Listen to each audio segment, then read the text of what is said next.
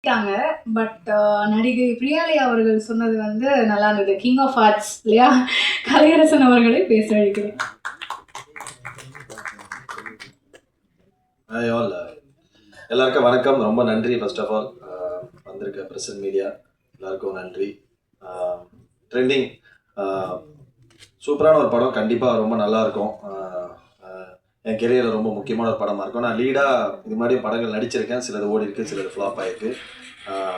அதே மாதிரி இது வந்து கண்டிப்பாக இந்த படம் ஹிட் ஆகக்கூடிய ஒரு கண்டென்ட்டாக கண்டிப்பாக இருக்கும். சீக்கா ரொம்ப ஃப்ராங்காகவே சொல்லிட்டோம். ஆமாம், சும்மா ஆனந்தண்ணா அவர் பேர் நாங்கள் 6pm ஆனந்த் தான் கூடுவோம், எங்கள் அண்ணன் செல்லம்மா.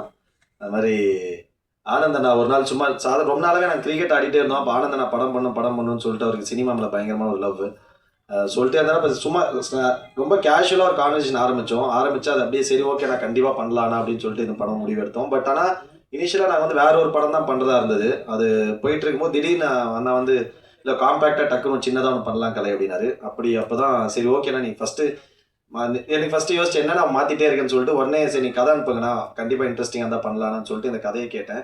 உண்மையாகவே பயங்கர இன்ட்ரெஸ்டிங்காக இருந்தது. ரொம்ப சூப்பரான ஒரு கதையாக இருந்தது. மெயின்லி பயங்கர பர்ஃபார்மன்ஸ் ஓரியன்டாகவும் இருந்தது. அதே மாதிரி சொல்லப்பட வேண்டிய ஒரு கதையாகவும் தோணுச்சு. அதுக்காக நான் கண்டிப்பாக உடனே பண்ணலாம் அப்படின்னேன். அப்புறம் சிவா ப்ரோ மீட் பண்ண, அதான் சிவராஜ் மீட் பண்ண, நான் ஒரு செல்லமாக நாங்கள் நோலன் அப்படின்னு கூப்பிடுவோம். வந்து அவர் போலீஸாக இருந்துட்டு வந்தார் அப்படின்னு சொல்கிறாங்க. ஆனால் அதுக்கான ஒரு சின்ன சிம்டம்ஸ் கூட தெரியாது. பேசுறதே ரொம்ப காதுகிட்ட வந்து இது இப்படி நடிச்சிருங்க அப்படின்னாரு. ரொம்ப சூப்பராக டைரக்ட் பண்ணாரு. என்னன்னா 2 கேரக்டர்ஸ், அதுக்கப்புறம் பிரேமண்ணா, பெசன் ரவி அண்ணா, இது மாதிரி அதுக்கப்புறம் வித்யான்னு சொல்லிட்டு இன்னொரு மேம் நடிச்சிருந்தாங்க. சும்மா ரொம்ப கம்மியான ஆர்டிஸ்ட். பட் ஆனால் ஒரு படம் ஃபுல்லாக 2 hours நம்ம உட்கார வைக்கிறோம்னா அது வந்து அவ்வளோ ஈஸியான விஷயம் கிடையாது. ஒரு வீட்டுக்குள்ளேயே ஒரு கதை நம்ம மாதிரி காஸ்ட்ரோஃபோபிக்காக ஃபீல் ஆகலாம், இல்லைனா வந்து ஒரே மூஞ்சியில் பார்க்கறதுக்கு போர் அடிக்கலாம். பயங்கரமாக நடிக்கணும், அது வந்து இந்த எமோஷன்ஸை ஹோல்ட் பண்ணும். அப்படின்னும் போது ஃபீமேல் லீடுக்கு வந்து ரொம்ப நாளாக தேடிட்டே இருந்தார் சிவா. அப்போ வந்து பிரியாவை ஆடிஷன் நிறைய பேர் ஆடிஷன் பண்ணாங்க. அப்போ பிரியா ஆடிஷன் பண்ணாங்க. உண்மையாகவே ரொம்ப நல்லா பண்ணியிருந்தாங்க. பிரியா உண்மையாகவே நீங்கள் ரொம்ப அதிகமாக சொல்லிட்டீங்க, என்னை பற்றி அவ்வளோ ஒர்த்து இல்லை நம்ம. பட் ஆனால் உண்மையாக நீங்கள் ரொம்ப நல்லா நடிச்சிருந்தீங்க, ரொம்ப நல்லா இருந்தது.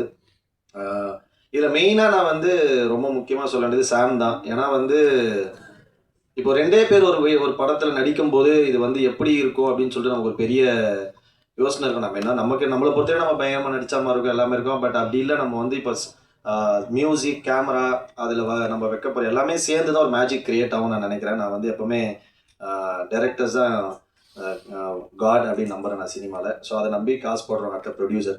அதுக்கப்புறம் நம்ம இந்த டெக்னீஷியனாக சேர்ந்து வரும்போது ஒரு ஆர்டிஸ்ட் ஒரு டூலாக அவங்க சொல்லப்பட்ட வேலையை ரொம்ப கரெக்டாக செஞ்சாங்கன்னா அது ரொம்ப அழகாக கன்வே ஆகும்.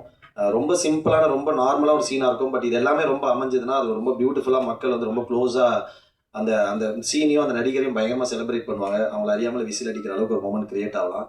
ஸோ அதுக்கு நான் ரொம்ப ஹெல்ப்ஃபுல்லாக இருந்தது. சாம் நீங்கள் வரீங்கன்னொடனே நான் பயங்கர ஹாப்பி ஆகிட்டேன். ஏன்னா எனக்கு சாம் தான் கண்டிப்பாக இது பண்ணணும். நான் ஏன்னா இப்போ நம்ம நடிக்கிறோம், அது வந்து மியூசிக் வந்து எலிவேட் ஆனால் மட்டும் தான் இது ஒர்க் ஆகும் அப்படின்னு தோணுச்சு. ஸோ அதுக்காக சாம் நாங்கள் கேட்ட உடனே அவர் வந்து சொன்ன மாதிரி ரொம்ப பிஸியாக இருந்தார்.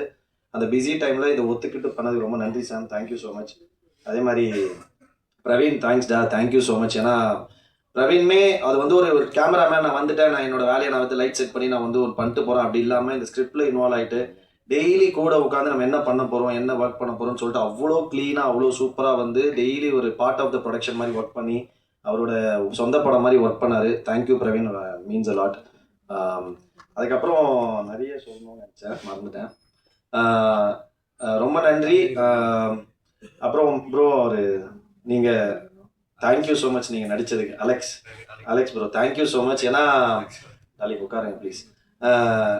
ஏன்னா அவர் வந்து பேசும்போது அப்படியே நம்மளுக்கு கொஞ்ச நாள் முன்னாடி நம்மளை பார்த்து ஒரு ஃபீலிங் இருந்தது. ஏன்னா அலெக்ஸ் நீங்கள் ஏன்னா இப்போ ஒரு படத்தில் நடிக்கும் போது அதிகபட்சம் நமக்கு சந்தோஷம் என்ன இருக்குன்னா, நாளைக்கு அதை யாராவது ஒருத்தர் பார்த்துட்டு நல்லா நடிச்சிருந்தீங்க அப்படி இல்லைன்னா அட்லீஸ்டே மச்சவன் அந்த படத்தில் பார்த்தேன்னான்னு சொல்கிறதே ஒரு மிகப்பெரிய ஒரு ஐயை கொடுக்கும், பயங்கர சந்தோஷத்தை கொடுக்கும்.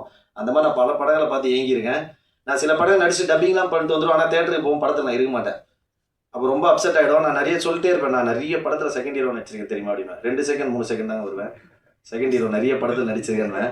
ஸோ அந்த மாதிரி நீங்கள் முகம் இந்த படத்தில் உங்களுக்கு தெரியாமல் நீங்கள் வந்து ஒரு கேரக்டர் பண்ணியிருக்கீங்க, அது கண்டிப்பாக தேங்க்யூ சாரிகாமா, ரொம்ப ரொம்ப நன்றி. இது மாதிரி அவங்க பெரிய பெரிய படங்கள் பண்ணுறாங்க, அந்த மாதிரி சின்ன படங்களை சப்போர்ட் பண்ணுறதுக்கு ரொம்ப நன்றி. தென் 5 ஸ்டார் செந்தில் சார், அவர் மென்ஷன் பண்ணி ஆகணும். ஒரு சில சந்தர்ப்ப காரணங்களால் வர முடியல. 5 ஸ்டார் செந்தில் சார் தான் படத்தை ரிலீஸ் பண்ணுறாரு. ஈவன் சாருமே பார்த்தீங்கன்னா சார் கூட அரவிந்தன் என் க்ளோஸ் ஃப்ரெண்ட் இருக்கான். அவரும் எல்லா பெரிய படம் ரீசெண்டாக இப்போ வந்து எல்லா பெரிய படங்களும் அவர் தான் பண்ணாரு. அப்படி இருக்கும்போது நம்ம இந்த படத்தை கூப்பிட்டு காட்டும்போது அவர் பார்த்துட்டு உண்மையாக படம் ரொம்ப பிடிச்சி நான் பண்ணுறேன் கலை சப்போர்ட் பண்ணுறேன்னு சொல்லிட்டு அவர் ரிலீஸ் பண்ணி தராரு. நன்றி சார், ரொம்ப இந்த நேரத்தில் அவருக்கும் நன்றி சொல்லிக்கிறேன். தென் மச்சான் சீகா வந்து நிறைய உண்மையாகவே ஒரு படம்னா இப்போ ஆடியோ லான்ச்சில் எல்லாருமே நல்லது தான் சொல்லுவாங்கன்னு வச்சுக்கோங்க. ஒரு படத்துக்குள்ள 1 கோடி பிரச்சனை இருக்கும். அது இல்லாமல் ஒரு படம் வாழ்க்கையில் ரிலீஸ் ஆகிருக்கவே இருக்காது. கண்டிப்பாக எல்லா படத்துலையும் இருக்கும்.